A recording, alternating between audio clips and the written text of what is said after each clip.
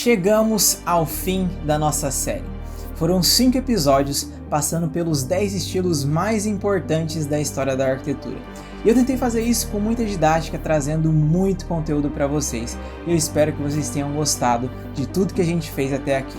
E hoje, para encerrar com chave de ouro a nossa série, nós vamos falar sobre a arquitetura no século XIX e modernismo. Então fica comigo, porque o último episódio da nossa série está só começando.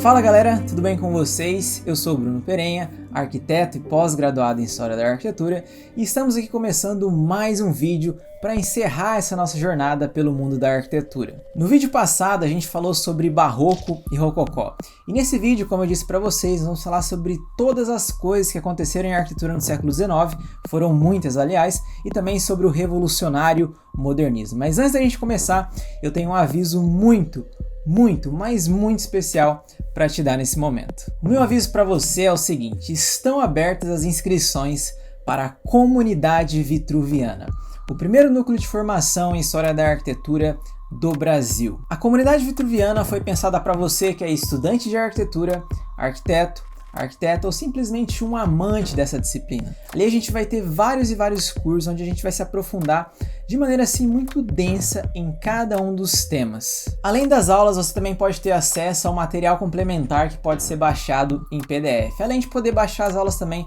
no formato de podcast para você assistir quando e onde quiser. E além de tudo isso, ao se tornar um membro fundador da Comunidade Vitruviana, você está patrocinando esse canal, de modo que a gente consiga fazer muito mais séries como essa que você está assistindo aqui, de maneira 100% gratuita. Então é por tudo isso e muito mais que eu vou deixar o link da comunidade para você se inscrever e se tornar um membro fundador aqui na descrição.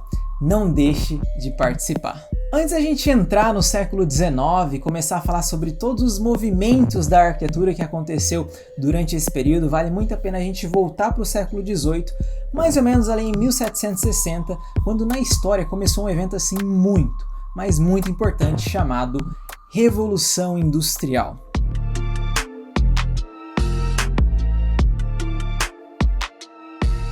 A Revolução Industrial foi um período de grande desenvolvimento tecnológico que teve início aqui na Inglaterra a partir de 1760 e se espalhou pelo mundo, causando grandes transformações na sociedade.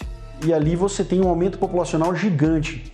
E para você oferecer alimento, para poder oferecer vestimenta, vestuário, moradia para esse mundo de pessoas, você precisava desenvolver um sistema que fosse mais eficaz, que fosse mais rápido. Era fundamental produzir mais rapidamente. Essencialmente tecidos e comida. Eram duas coisas essenciais. E aí você começa a ter muita gente então produzindo, pensando estratégias para produzir melhor e mais rápido. Um pouco mais tarde, no começo do século XIX, já com o desenvolvimento da máquina a vapor, surge a locomotiva e, por consequência, as estradas de ferro, que a partir da década de 1830 foram construídas por diversas partes em toda a Inglaterra. É justamente nesse período inicial da Revolução Industrial que você vai ter o surgimento das primeiras pontes em ferro, assim como das estações de trem, como por exemplo as estações de Euston e Paddington aqui na cidade de Londres. Mas com todos esses avanços acontecendo em termos de arquitetura quando se fala em Revolução Industrial, alguns aspectos negativos também começaram a afetar a cidade, como por exemplo o chamado êxodo rural. O êxodo rural é basicamente a saída do homem do campo para a cidade. O grande problema é que essas cidades não estavam preparadas para receber tantas pessoas como no final do século XVIII e início do século XIX.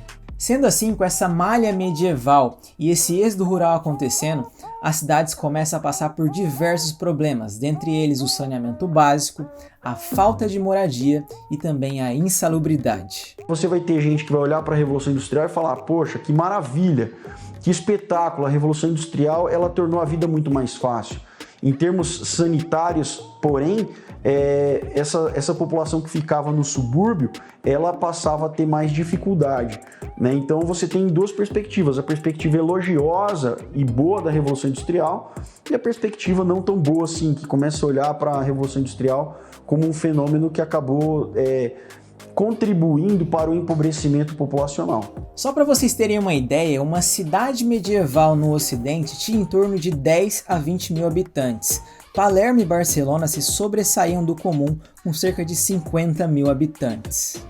O crescimento dessas cidades ganhou impulso com a construção das muralhas, que permitiam o desenvolvimento delas e traziam um sentimento de segurança contra eventuais saques realizados por povos invasores. A questão é que essas mesmas muralhas que protegiam o povo durante a Idade Média foram um grande problema durante a Revolução Industrial, porque de certa forma impediam a expansão das cidades.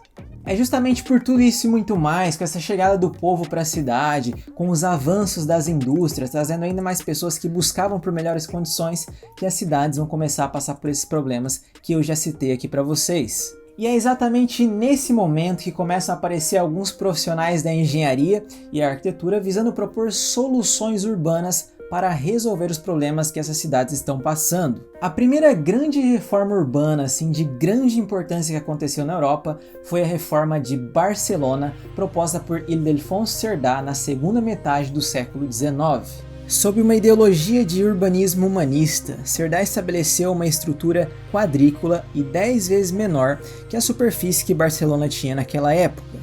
Junto com isso, ele também criou um sistema de coleta de água que naquela época foi muito importante devido ao momento que a cidade estava vivendo. Além de tudo isso, Cerdà abriu ruas, exigiu zonas verdes dentro das quadras, definiu alturas máximas e assegurou equipamentos comunitários a cada certa distância, com zonas industriais mais afastadas. Durante esse mesmo período de Cerdà, a gente também não pode se esquecer de mencionar o plano Haussmann na cidade de Paris, que realmente foi muito importante nesse período aí de grandes avanços industriais para as cidades no século XIX. Haussmann era um administrador público sem nenhum treinamento em arquitetura ou planejamento urbano. Mesmo assim, ele transformou Paris em um enorme canteiro de obras por aproximadamente 20 anos. O plano foi concebido e executado em 3 fases. Ele incluía a demolição de mais ou menos 19.730 prédios históricos e a construção de 34 mil novos edifícios. Antigas ruas foram substituídas por grandes e amplas avenidas, caracterizadas por dezenas de novos prédios. Além dessas grandes avenidas, Haussmann construiu e projetou grandes quarteirões e também parques inspirados no Hyde Park de Londres. É difícil imaginar alguma cidade antes ou depois de Paris que passou por uma reforma tão grande. Para concluir tudo isso foram necessárias dezenas de trabalhadores, incluindo engenheiros, arquitetos e alguns pedreiros realmente que fizeram um trabalho crucial em toda essa reforma. No final das contas, Paris acabou realmente dando certo, o plano de Haussmann funcionou e a cidade acabou se desenvolvendo muito bem nos próximos anos. Agora, saindo um pouco do urbanismo e entrando de cabeça na Revolução Industrial, vale a pena a gente destacar algumas coisas que foram muito importantes para a arquitetura nesse período. Dentro desses grandes avanços que a Revolução Industrial trouxe para a construção civil, vale a pena a gente destacar o uso do ferro, vidro e aço vindo das fábricas em larga escala. Isso acelerou o tempo de construção das obras, tornando elas cada vez mais baratas e viáveis. Um exemplo de construção que demonstra muito bem esse tipo de arquitetura desenvolvido na Revolução Industrial é o Crystal Palace de Joseph Paxton, construído em 1851 na cidade de Londres. Essa obra foi construída e concebida por Joseph Paxton para ser o lugar de uma das primeiras exposições internacionais da história. Com todos os avanços da Revolução Industrial, muitos países, incluindo a Inglaterra, gostariam de expor e mostrar para outros países aquilo que eles estavam desenvolvendo nesse período. É por isso que a partir de 1851 vão surgir diversas outras exposições internacionais, incluindo uma em Paris no ano de 1889, que a gente já vai falar daqui a pouco. Agora, falando ainda sobre o Crystal Palace do Paxton, é importante dizer que a iluminação natural é impressionante nos interiores. Isso acabou encantando muitos visitantes que tiveram a oportunidade de fazer a visita naquele lugar.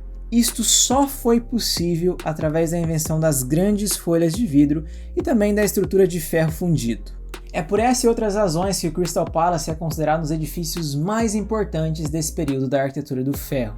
E como eu disse para vocês, em Paris também aconteceu uma exposição internacional no ano de 1889. E para comemorar essa exposição, eles ergueram um edifício que é muito famoso até os dias de hoje em Paris, que você possivelmente conhece muito bem, a chamada Torre Eiffel. O projeto da Torre Eiffel começou em 1887, com a escavação das fundações que seriam feitas durante 4 meses. Vale mencionar que no início a Torre Eiffel recebeu várias e várias críticas da classe artística, mas depois de um tempo acabou entrando no gosto da população e hoje é um dos maiores ícones da cidade. Pessoal, fora as estações, as pontes, as ferrovias, o Crystal Palace e a Torre Eiffel, muita coisa aconteceu no século XIX fora essa arquitetura do ferro.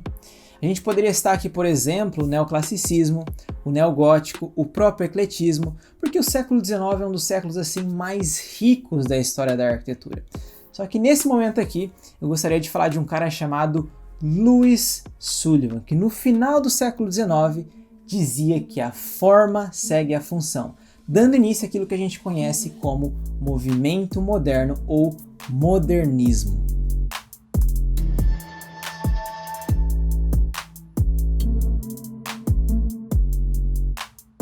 Apesar de Louis Sullivan ser um dos pioneiros do modernismo, aquilo que vai trazer muita força para o movimento não é uma ou duas pessoas, e sim uma escola de design e arquitetura que começaria em 1919 chamada Bauhaus. A Bauhaus foi um dos pilares do modernismo no século XX. Essa escola surge em meio ao caos da Alemanha completamente destruída pelos males da Primeira Guerra Mundial. Seu criador foi um homem chamado Walter Gropius. A ideia inicial era criar uma escola que fosse diferente das outras e unificasse as disciplinas artísticas e arquitetônicas, de modo a trazer uma formação completa ao aluno. A sede inicial da Bauhaus ficava em Weimar, na Alemanha, mas depois de alguns problemas na cidade, eles acabaram mudando para Dessau, em um edifício que já demonstrava diversas características importantes do movimento moderno, tais como formas geométricas, design funcional, uso do aço, concreto e vidro, telhados planos, assim como uma fachada completamente livre.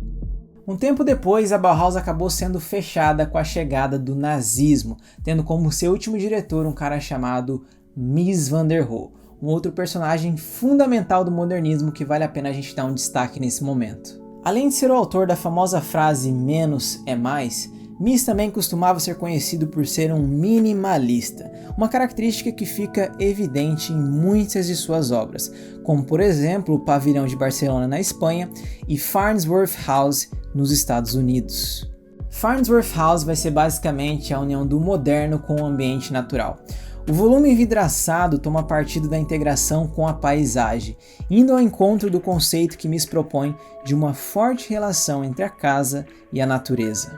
Devido às periódicas cheias do rio Fox, que ficava bem próximo da casa, Mies projetou a residência de modo que ela ficou a 1,60 m do chão, de modo a evitar qualquer problema com inundação. Desse modo, apenas os pilares de aço tocam o solo, e a paisagem pode ficar tranquilamente se sobressaindo com relação à residência. Hoje a casa ainda está de pé e é visitada por diversos estudantes de arquitetura em todo o mundo. Fora o já citado Louis Sullivan como pioneiro, a Bauhaus na Alemanha e também Mies van der Rohe, a gente não pode falar sobre modernismo sem mencionar o nome de Le Corbusier, um dos grandes pais desse movimento em todo o mundo. Le Corbusier foi muito mais do que um arquiteto. Ele também atuou na área acadêmica e intelectual, aplicou seu conhecimento em diversas artes e deixou seus pensamentos registrados em publicações e artigos de revistas. Para a arquitetura, ele deixou mais de 30 obras pelo mundo, importantes teorias e práticas avançadas que até hoje guiam obras e projetos de urbanismo e paisagismo em termos de arquitetura. Esse arquiteto também é conhecido por elaborar processos de construção racionalistas e funcionais, além de desenvolver, por exemplo, táticas que possibilitam paredes mais leves por meio de técnicas modernas de concreto armado. Charles-Édouard Genoret, como era seu primeiro nome, ou Le Corbusier, como ele mudou, tornou-se conhecido pela vanguarda parisiense antes mesmo de ter um número significativo de obras construídas. Apesar de fazer uma arquitetura para a qual ainda não havia mercado, sua notoriedade lhe proporcionou várias encomendas para a construção de casas de campo nos arredores de Paris. Dentre essas casas, meu amigo, está a Villa Savoie, um dos edifícios mais icônicos em toda a história do modernismo e também considerado um dos pioneiros ao aplicar os 5 pontos da arquitetura moderna propostos por Le Corbusier em torno ali de 1927 e 1928, quando ele publicou esses 5 pontos na revista chamada L'Esprit Nouveau. Essa residência é responsável por influenciar o pensamento projetual de diversos arquitetos em todo o mundo, devido à síntese que faz das ideias pregadas por seu autor com relação à nova arquitetura, que segundo o próprio Le Corbusier seria marcada pela máquina, pela razão e pelo progresso. Le Corbusier também costumava dizer que a casa é uma máquina para se viver dentro, e a Villa Savoie, obviamente, foi projetada seguindo tal ideia. Como eu disse para vocês, a Villa Savoie é muito caracterizada principalmente pelos 5 pontos da arquitetura moderna que a gente vai fazer uma análise a partir de agora. O primeiro ponto importante, sem dúvida alguma, é a chamada planta livre. Na planta livre, a divisão dos cômodos internos é feita de maneira independente da configuração estrutural, de forma que as paredes divisórias não possuem função na sustentação do edifício. Isso traz uma liberdade muito interessante para o arquiteto projetar o interior da maneira que ele bem entender. O segundo ponto que vale a pena a gente destacar aqui é o chamado pilotis. O pilotis é um sistema proposto por Corbusier, no qual o térreo das construções fica livre de forma a transformá-lo em uma extensão do espaço externo, elevando a residência do solo. O terceiro ponto nessa sequência seria basicamente o terraço-jardim. Evitando a cobertura tradicional em telhados, Le Corbusier propõe a ocupação das últimas lajes das edificações com jardins. Isso promove também o trânsito de pessoas e automóveis no último pavimento. O penúltimo ponto desses 5 seria a fachada livre. A disposição das aberturas na fachada é independente da configuração estrutural do edifício, visto que os pilares, os pilotis e as vigas são projetados internamente ao edifício e não mais junto à fachada. E por último, como fica muito evidente na Villa Savoie, a chamada janela em fita. Le Corbusier evita a solução tradicional de propor aberturas limitadas ou muito verticais, buscando iluminação constante e homogênea. Isso funcionou de uma maneira muito interessante, principalmente em países onde o sol reina na maior parte do ano, como por exemplo o Brasil. E falando em Brasil, entre 1927 e 1930, quando Le Corbusier começa a ganhar uma força internacional, ele recebeu vários convites para participar de alguns projetos internacionais. Um desses convites foi o convite de Lúcio Costa, quando Le Corbusier veio para o Brasil para dar algumas dicas ali no Ministério da Educação e Saúde. Durante o tempo que o Corbusier esteve no Brasil, ele entrou em contato com alguns arquitetos, dentre eles Lúcio Costa e Oscar Niemeyer, que viria a receber uma influência muito forte do Le Corbusier quando a gente fala em modernismo. Essa influência vai ser muito visível na cidade de Brasília, quando Lúcio Costa faz o projeto urbano da cidade e Niemeyer projeta ali vários edifícios públicos com o aval de Juscelino Kubitschek para a nova capital do Brasil. É claro que na hora que você decide construir uma cidade a partir do zero, são feitos contratos com empreiteiras, são feitos contratos com vários segmentos do setor da construção que, é claro, naquele momento já começavam a sinalizar problemas com corrupção. Eventualmente, a gente sabe que aconteceram escândalos, né, do tipo de superfaturamento das obras, e até hoje fica em um certo sentimento de desconfiança com relação à construção de Brasília, uma vez que ela tirou, né, do eixo sudeste, onde está concentrada a maior parte da população brasileira, a capital do país, e ela leva para o interior, distante de todas as regiões. O Brasil é um país de dimensões continentais e onde a sua população mora predominantemente próxima ao litoral. Então passou a ser muito inviável, né, ir até a capital. E isso, é claro, facilita muito a vida dos políticos, por assim dizer, né? Mas sem sombra de dúvida, Brasília também é também tem a perspectiva de ser uma construção-chave ou um elemento-chave, né, para uma nova perspectiva arquitetônica do país, né, onde você vai ter várias figuras importantíssimas como Lúcio Costa, mais tarde, né, que foi o professor de Oscar Niemeyer, mas aí você tem um novo estilo tomando conta desse processo, dessa construção toda dessa cidade, que é uma cidade moderna, sem sombra de dúvida, mas que acabou deixando vários escândalos, né, para trás por conta de uma construção de uma cidade de maneira bastante escusa, né? Muitas coisas jamais ficaram explicadas na construção de Brasília. Por fim, depois da Segunda Guerra Mundial, o modernismo vai ter algumas vertentes por todo o mundo. Dentre elas, o brutalismo, que começa com o edifício Unité d'Habitation, projetado também pelo Le Corbusier. No entanto, esse estilo começa a ter o seu declínio a partir da década de 1960, quando ele começa a receber duras críticas vindo de Jane Jacobs, Kenneth Frampton e Robert Venturi no chamado pós-modernismo. Essa foi a nossa série sobre história da arquitetura. Para você que acompanhou desde o início, a gente falou sobre Mesopotâmia, Egito, Grécia, Roma, Idade Média, Renascimento, Barroco, Rococó, século XIX e modernismo. Realmente foi muita coisa que a gente conseguiu resumir em todos esses episódios. Eu espero que você tenha gostado e tenha aprendido muito sobre a história da arquitetura, de modo que a minha intenção realmente sempre foi trazer um conhecimento básico sobre esse assunto aqui para você por meio dessa série. E o meu último recado para você é o seguinte: se você gostou da nossa série, você vai gostar ainda mais da comunidade vitruviana.